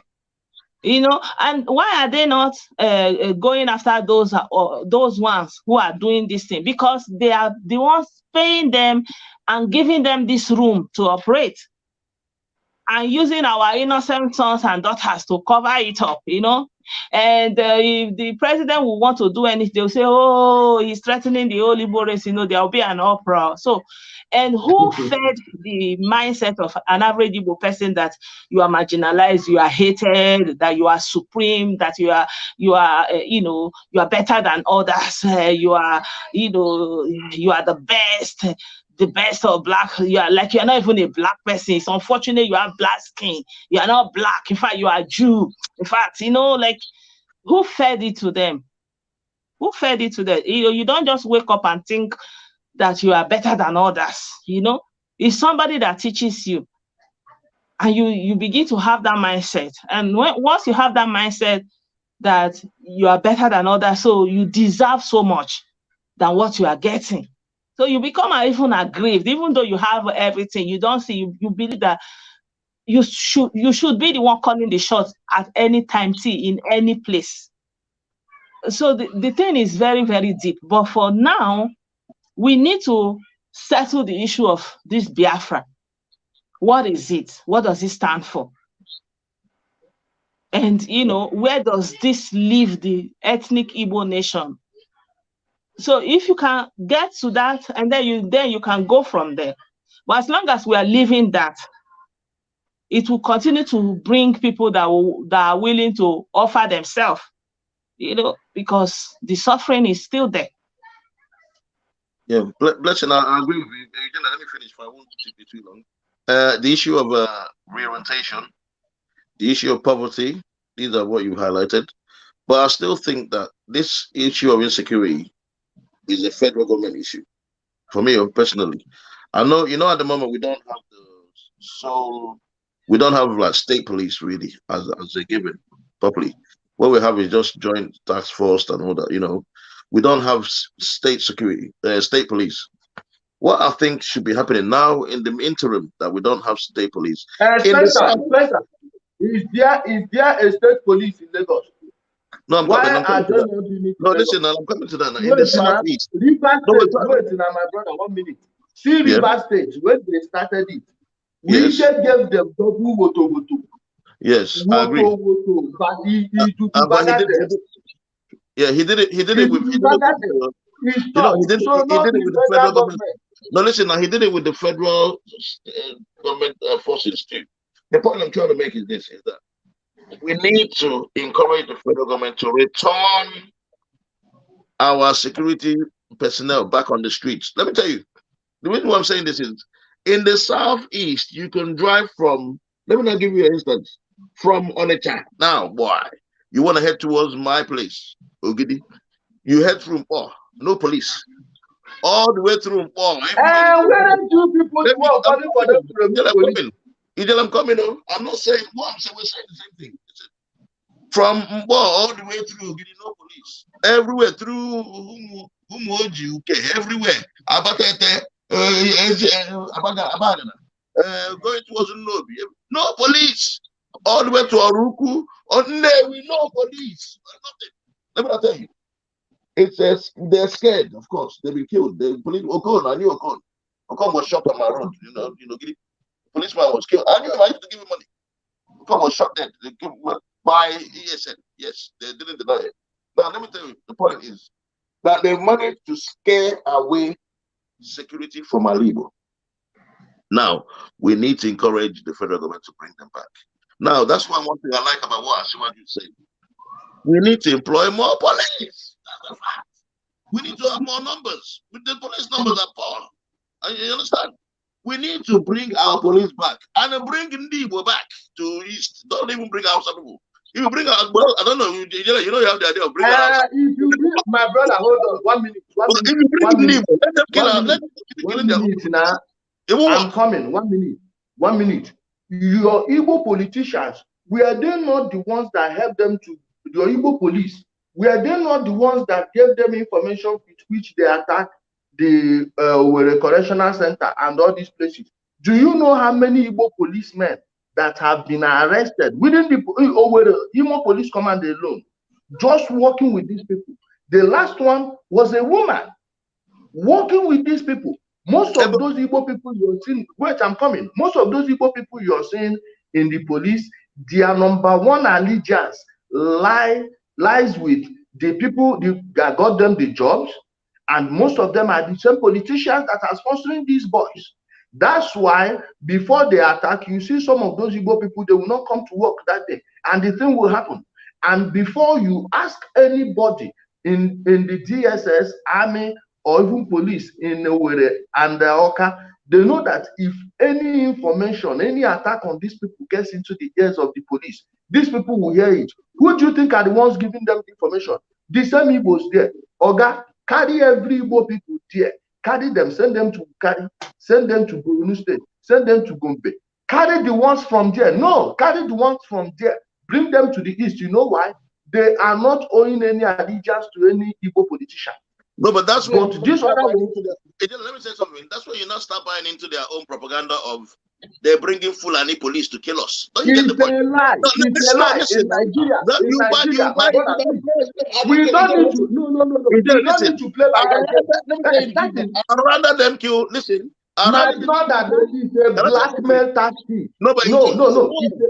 My brother, I'd rather them listen. I'd rather them kill their fellow Igbo policemen for being the ones giving them. Those ones are not even going to wait. Those ones are not even going to fight them in the first place. Now they will continue doing what they are doing. So what's the essence? Now if they are doing all this propaganda, they want Igbo politicians, Igbo police, because they know that they will threaten this one. If we see you, we go and burn your house in the village. If we see you, we will attack your family. You see what they are doing to civilians. How much more the police? You understand?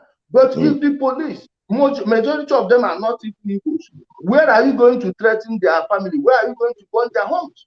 You're right. We don't need to I agree with you on that now. So what I'm saying is we now need to urge the federal government to employ more police people, because the number of police officers we have is, to me, is very low. And we can't man the streets. And that's the problem. They know that we are numbered. I've heard people say we are numbered them. And that's the truth. So even in the UK, sometimes I've seen places where there's a mob, for instance, the police come, and then the mob will say, come on, they say, come here. They try to arrest the boy and say, come and arrest me then. Because maybe they're like maybe 200 of them and there's maybe only 20 police. They can't do it. They outnumber them. And when that happens, lawlessness reigns. So what I'm saying to you is we need to urge the federal government to try and do more in terms of beefing up the bonuses of the police. Because let me tell you, the policeman that I saw, one of the policemen after Okon was shot on my road, I saw one of the policemen, the Oga. He told me what happened that day. Let me tell you what he said. He said to me that, Oga, I'm not going to mention his name. He said to me, Oga, what happened that day? He wasn't there on duty. But the reason why Okon was shot and killed was that they normally have a certain formation when they're at checkpoint. Yeah? That they have a formation, cars coming this way and cars going that way.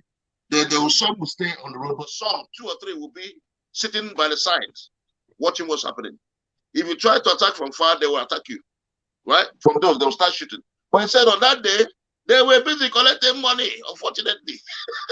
That's what he told me. That's what they were not in information.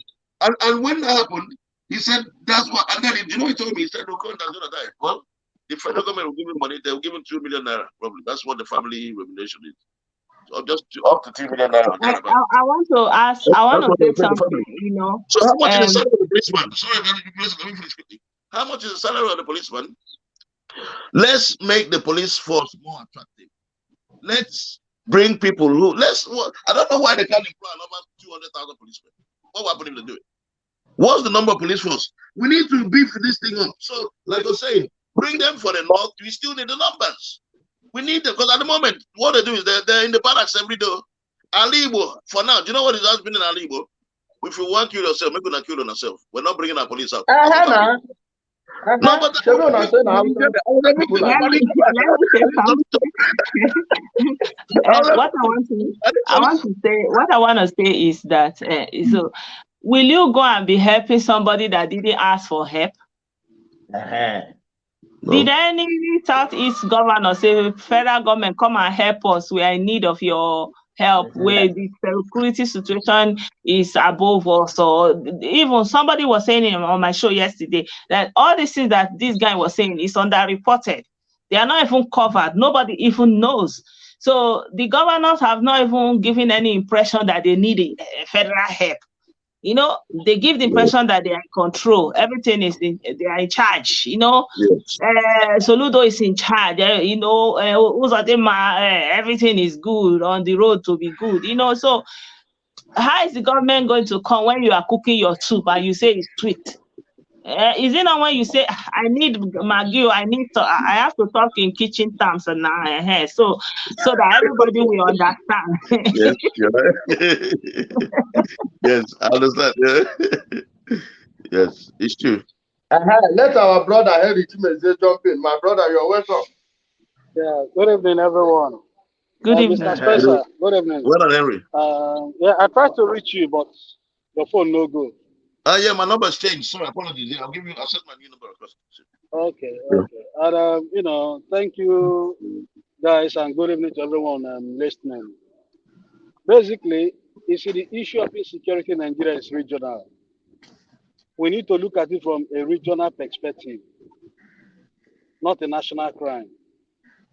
Now, with what is going on in Southeast in particular, do not expect the federal government to help you in any shape or form. Because this current administration has been blackmailed into silence. Now, even the Imo State governor, I give him kudos. I can remember vividly, that was last day, when he started taking these guys on, they started blackmailing him with what, the message is killing his own people, blah, blah, blah. And our sister Blessed has tried to touch base on the root cause.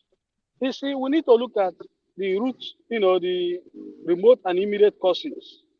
And social media is one of the fueling factors that what we're experiencing today. Yes, we used to have crimes that were local. But now let me borrow a word. I'll be all over the place. Let me borrow a word from Soludo. He said an Okada driver, a bricklayer who hasn't seen a million, got into this crime and started seeing 5 million. Same thing, and you don't reference. Now, the only way we can come out of this situation is first to tell ourselves the truth. Ndị Igbo must congregate to solve this crime themselves. And let us not buy into any blackmail. You see, when we try to justify it's okay to buy another person because it's not your tribe, then we are setting the wrong foundation. It is our own people. Unfortunate enough, is somebody from my own part of Umuahia that is fueling this whole crisis. He must be held accountable. One of the reasons we have, this situation in Nigeria, war criminals were granted, okay now, Ojuku had no consequences. Now, let me go back again. The former governor of Taraba and either Plateau State has been granted presidential pardon. Does that pass any message? These are people that were involved in so much corruption. Remember, I said I'll be all over the place. Now, what I'm saying in essence is this. Kinetic approach is what is highly needed. And like my brother Ijele will always suggest, simultaneously. Then two, we must rise to the occasion. We have to look at the center of gravity. All these guys fueling this crisis on social media. Igbo has to coordinate a way to go after them. Not until we start, we are not yet serious. At least you and I live in the UK. You know how the British government tackled English Defense League. They never gave them the chance of the day. Now, I'll give you, maybe you still close to Up Minister. You know how racial crime is there. And you know the response, even of the local, of the government, even of the, municipals or the borough, so to say. Not until we begin to have our own internal response. Even look at how we are playing politics today. The sentiment, that ethnic thinking. A criminal has no agenda. These are a bunch of criminals being fueled with a false ideology. You see, there's one thing we need to understand. There are people who are willing to do good. There are people who are willing to do evil. If you expose them to that evil, they just log on it. Now, the main issue is the governors need to sit up. The monies they take every month for their security vote, what are they doing with it? Yes, I can understand the part of hardship. I can agree there is no system in place. I can agree as well there's no social compact program. But that does not give the basis for the sort of inhumanity to man we are seeing. That does not give the basis for such a crime. Most of us can relate to their situation. I did not grow up more different from most of these guys. We have tried, the better we tell ourselves the truth, the good for every one of us. At the end of the day, look at the experience you faced. Majority of us today are scared of our own people, not about the foreigners. Because of what we kept silent when they were driving a false narrative. Fulani this, Hausa this. There is a lot of de-radicalization to be done. But at the end of the day, the government needs to take a stamp. They need to root out these guys from their leaders in Nigeria. I mean, so long these guys, their so-called leaders are still walking free. The ones in the bushes will still have the courage. Who are these guys working with? And the only area I will charge the federal government is this. One of the things that is fueling insecurity in Nigeria is arms proliferation. Arms is all over the place. The government, the security agencies, they need to sit up and begin to tackle these things. Say, for example, you know how much effort the UK government makes around the seashores, making sure, like, for example, Newport, Northern Ireland, Liverpool, confiscating arms. What we need to ask, how did these guys get these latter weapons? How did these weapons end up in their hands? These are the areas I'm charging the federal government first. Then before we begin to look at other second approach, how to, elevate the situation. At the end of the day, most of these guys are willing to get these arms just to do evil. We can't continue this way as a people. That is just simple truth. I know how long, Ijele, Blessedom, even yourself, we've all fell for that, so much blackmail. Can you believe, as at last year ago, somebody from Umuahia was telling me I hate my own brother. How will I hate my own brother? For trying to instigate a situation that is capable of generating humanitarian crisis that I cannot even control. Is it we begin to have people run away from our communities? Is it we begin to have people desert our communities? Who are they running from? Now, let us try to picture those communities from Lilu, where these things are a hotbed. People are living their country homes. Not everyone can afford it.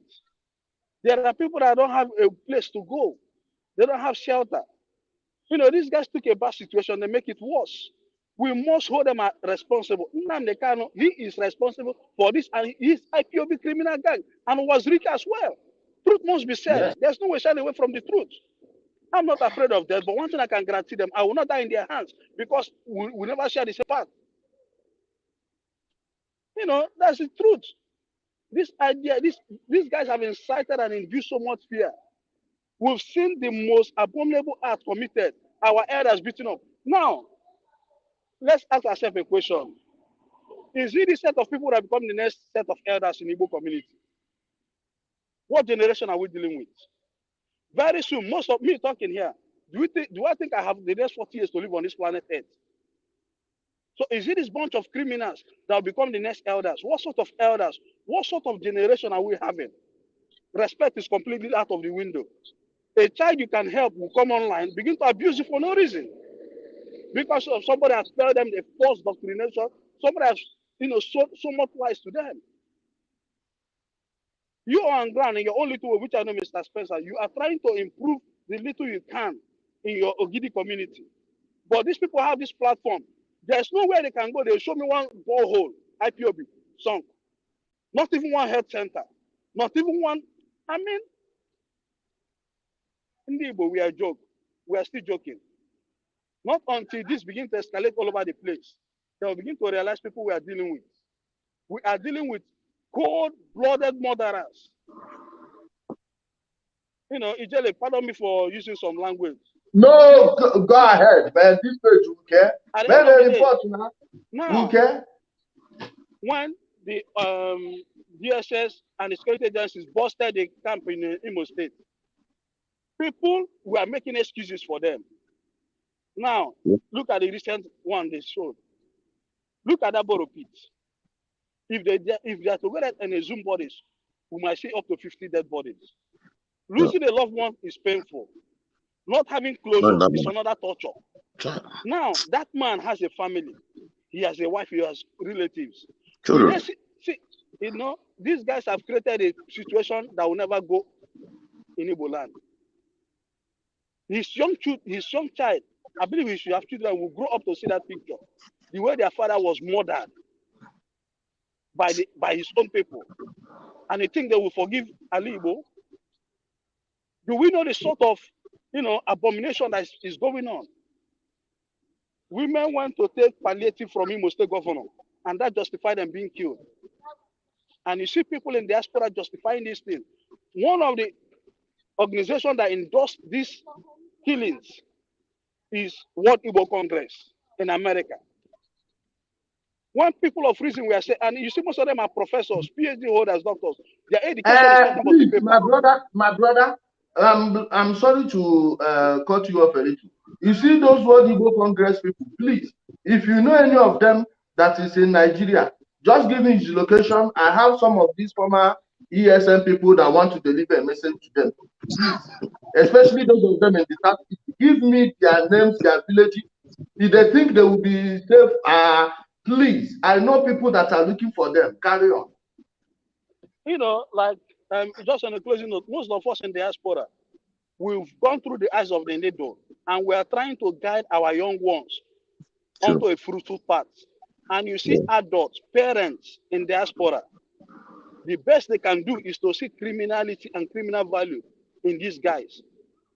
You know, which of them would even encourage their cousins, their niece or their nephew or their relative to be part of this criminality? None of them would do it. You know, rather for us to have a conversation with the political class to champion a way, you know, how can we better Igbo nation? It's so unfortunate. It's so unfortunate. People behind these atrocities are numerous.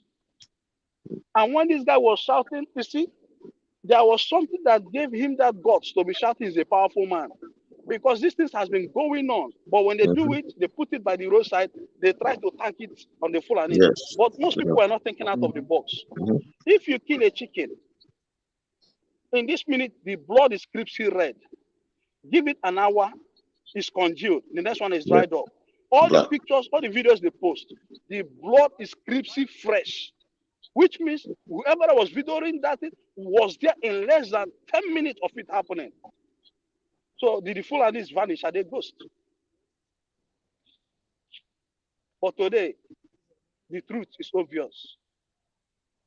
You know, the local economy is going. Today, everyone is affected. Very soon, most people come out crying. That today, even driving on those lonely roads, it's like you've signed your death warrant. I'm telling you. You know, how can we live this way? Ijele, I will just leave now. Let me join the bus and head home. Thank you, my brother. Thank you. My regards to your begin. So, do you have anything to do? Does any of you have anything to join to this? Because our brother just laid the facts straight here. Well, all I got to say is, thank you for bringing me on the program. The reason why I came on was to enlighten our people, tell it how it is, how it happened to me. Because, like I was really, really upset. The last time we found out that the reverend or bishop of that Methodist church turned out to be a liar. That was really upsetting, how you could turn around to try and blame people. I could, that's why I'm trying to lay the cards as it is. I could turn around and say it was ESN, it was Fulani people. I have every reason to say it. I have people wearing black. I can say that.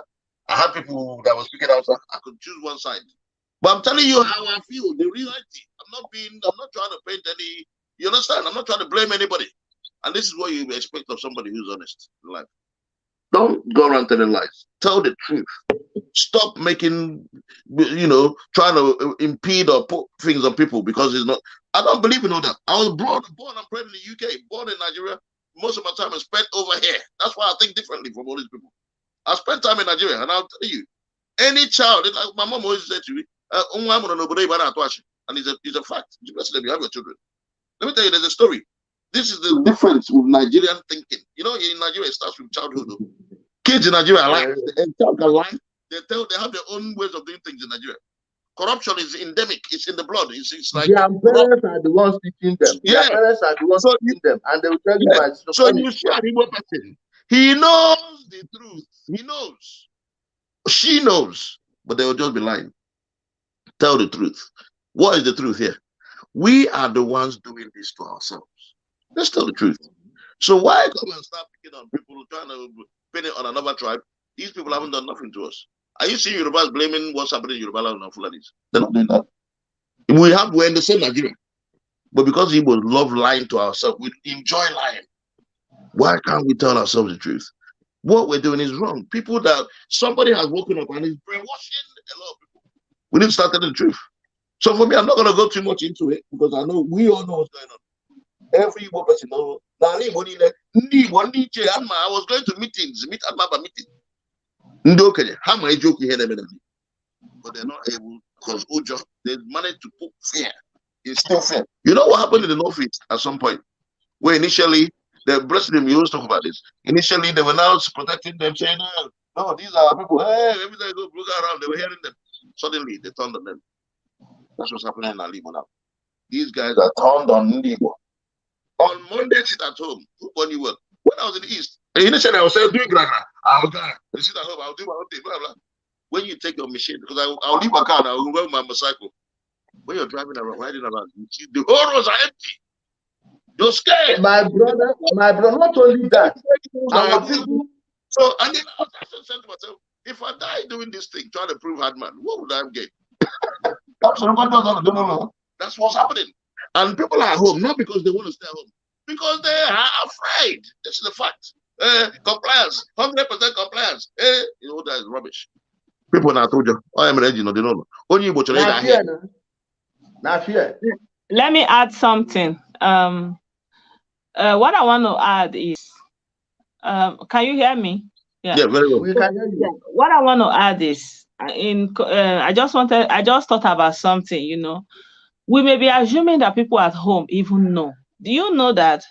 I realize that even we abroad, or we that are following up on this thing, actually have more information. Right. Know what is going on more than people who are at home. Well, true.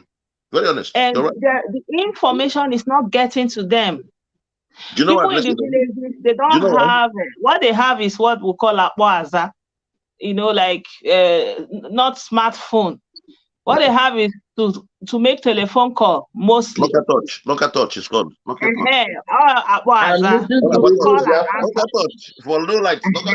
So, and those people who have, because of the expenses involved with data, they can't afford. For example, look at this video we are making for almost 2 hours. Who is going to be able to afford that data to sit down and watch it? You see, listen, when I was in Nigeria, me that has the money.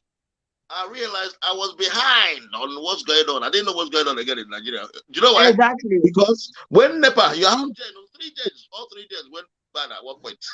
I have money, but when you have the money, because of Nigeria, the way Nigeria is, heat, everything, Abuja is different. In the East, you don't know what's happening. They don't know. They don't. So, and we abroad. Look, I've been there since, like everything, internet, Wi-Fi, the lot is there.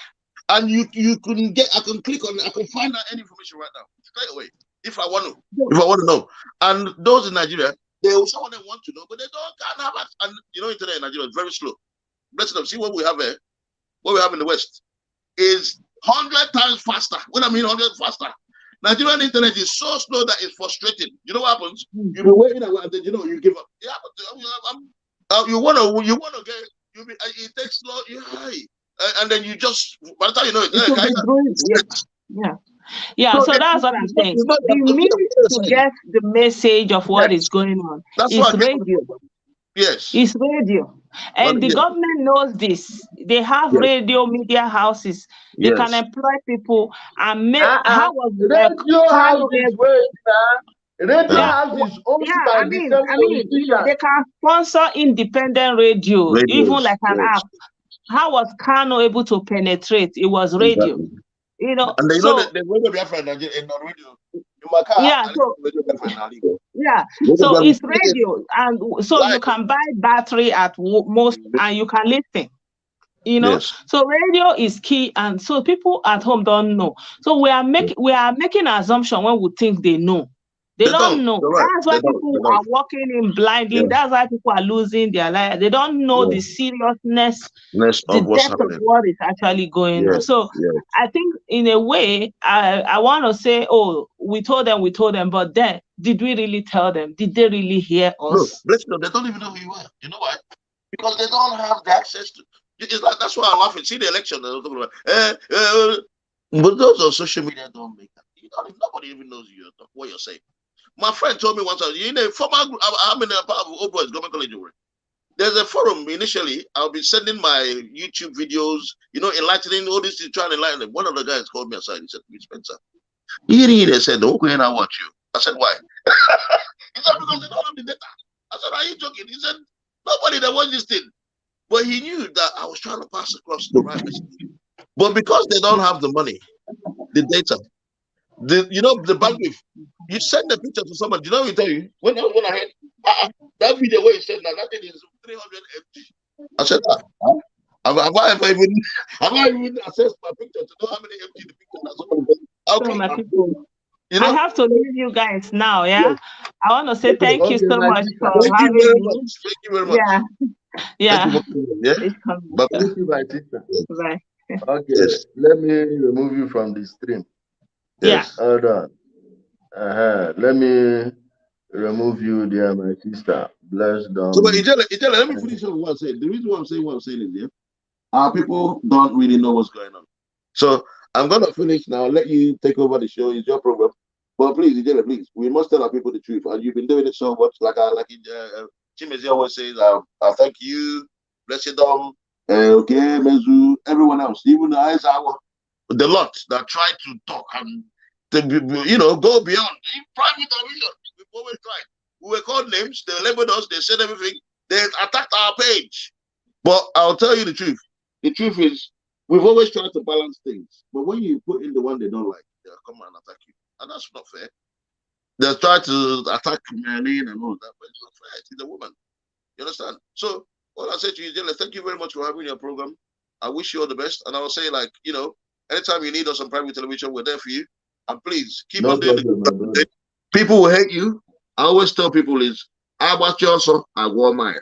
After the race, we'll count how many miles we've done. Me, I count as we run. Me, I count my own as we run. Yes. And more I believe I also, and I go mind. I want to say, go on, for the for instance, they are now giving people big credit for Anambra State being an oil producing state. P2B was governor for 8 years. That oil people were drilling it. He wouldn't say that he didn't know when they were drilling it and they were selling it. And it was fueling violence there. Many lives getting lost over oil that should be in the state coffers. But people were doing it. I took that video. The person I gave it to, that gave it to the president, is watching with us right now. Right now. And one idiot wants to take credit for it. Anybody that tries to take credit for Anambra State being on oil producing list, your family will perish within 1 generation. Idiot. What have you people done? Nothing. How are you helping the community? Not just taking glory for what someone else did. My brother will keep on working, telling them the truth, and without fear or favor. They know it. Nobody. I swear. Nobody in the Southeast. Nobody. Even us, he come outside, we deal with you. We will not be afraid of them. They are people they are threatening. Try me and see. Ask those that tried it from the consort to the rest of them. I put you where you are supposed to be. Foolish people. Thank you, my brother Spencer. Thank you, Jenna. God bless you, brother. Yeah. Take care. You too, my brother. Yeah, thank you. Oh, yeah, now. Peace. Yeah, let me remove you from the distance.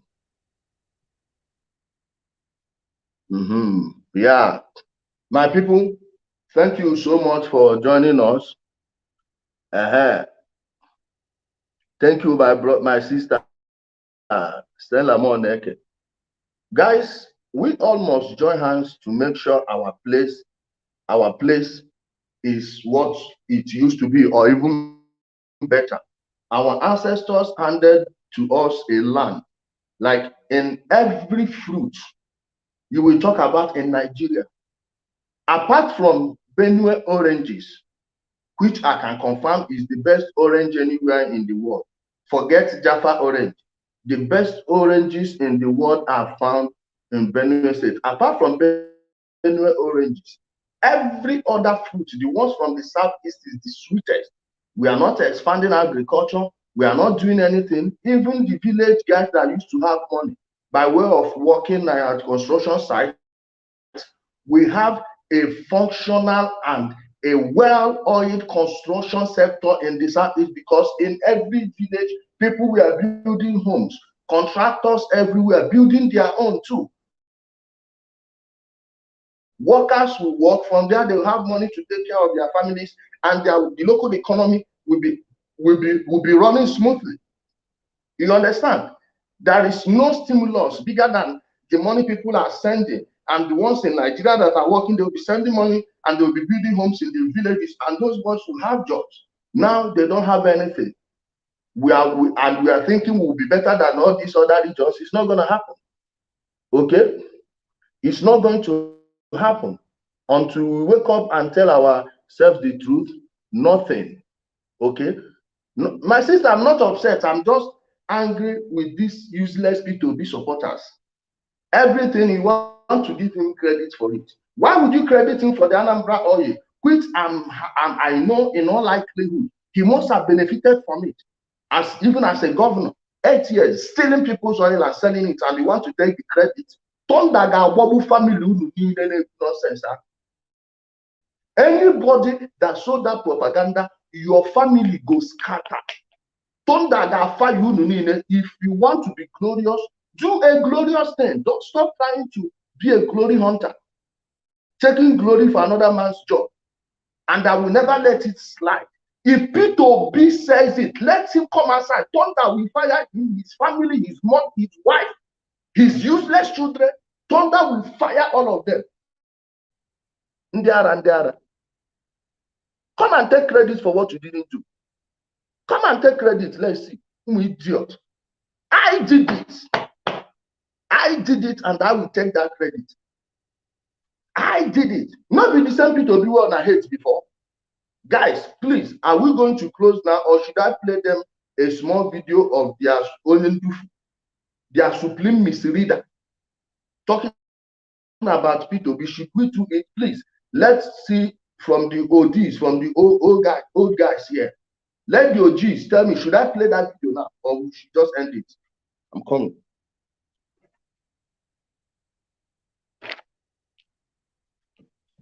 Do you want me to play the video? Oh, I should play it. Don't worry. Let me just play it. Let this one be a bonus. So are we going to believe Nnamdi or P2B? Because one of them has to be right. Is either P2B is everything Nnamdi said he is, or Nnamdi is just a blatant liar. In which case, both of their supporters are going to be disappointed. Let's pray. Are you obedient to you? I am obedient to you. Okay, my people, I don't. Are you obedient to you? I am obedient to you. Okay, my people, I don't want to believe that what Nnamdi Kanu is saying about P2B is true, because this video was actually made some years back and opposition party rooted it up again. And I don't know if this is a propaganda or something, but one thing is certain, this is politics and every single thing is meant to happen. So guys, let me know what you think or feel over what the detained Nnamdi Kanu said about the Labour Party presidential candidate, Mr. Peter Obi. We are also reporting that P2B, everybody seeks umbrella under Nigeria. P2B is today telling us that he is also commending the Nigerian army for keeping Nigeria as one. These are the people that will defend him when we come after him. This is the criminal that stole money belonging to Anambra people to go and build a shopping mall in Abuja. P2B. He is now hailing Nigerian army for keeping the country together. The people that killed his own people. When I tell you that P2B was bad, people thought I was joking. Have you now seen it? He's hailing them for killing his own people, keeping Nigeria as one. And these are so-called Igbo people. Igbo men. Maybe his Alhaji boyfriend has told him to do that. People don't know that P2B sleeps with other men. People don't know that. People don't know what we know. Only if you people knew what we know.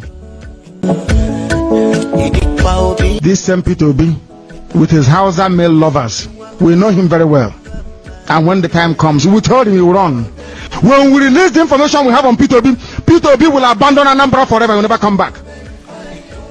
We will tell him the name of his boyfriend and the hotel where they slept together. He doesn't know that we are Radio Biafra. Everything is documented, everything.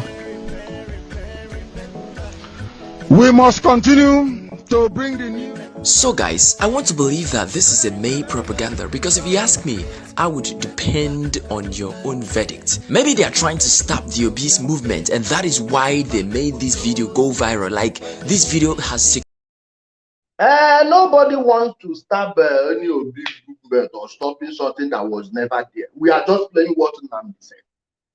Okay? We are just playing what Nnamdi said. Are you understanding me now? We are just playing what your supreme leader said. Okay? So you people, that I told you, the food you try to package and say to us, it's my duty to mess him up. All the things they are using to fire him everywhere are all my materials. I said them first.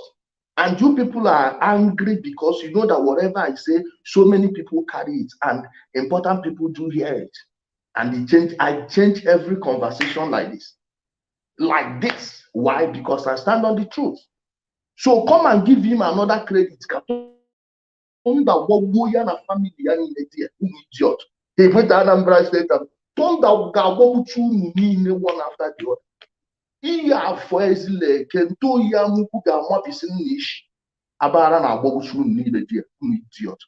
Thank you everyone for being a part of the program. We've come to the end of the show tonight.